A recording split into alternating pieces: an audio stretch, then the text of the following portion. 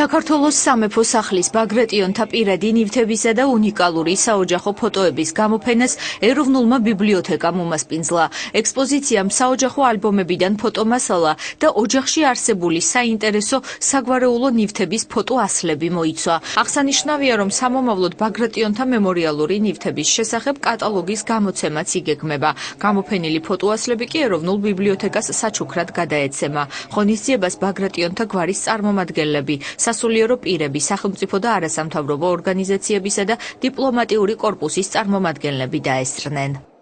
აქ არის საოჯახო ფოტოები, რომლებიც საზოგადოებას დღემდე არ უნახავს. ეს არის ის ფოტოები, რომლებიც ემიგრაციაში მყოფმა ჩვენმა სამეფო ოჯახმა გადაიღო. მათი პირადი ან ქორწინების ფოტოებია, ბავშვების ფოტოებია, პატარაობის ასაკში.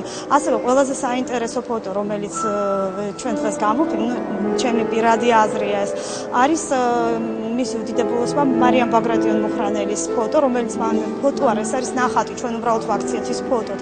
ეს არის შექმნილი გულაგში ყოფნის დროს, გადასახლებაში, როდესაც იყვნენ მაგადანში. ძალიან საინტერესო გამოფენაა და ალბათ სხვაგვარად შეუძლებელია რომ იყოს, იმიტომ რომ ეხება ბაგრატიონთა სამეფო სახლს და მე მგონი პირველად არის რომ საოჯახო ნივთების ფოტო გამოფენა ეწყობა.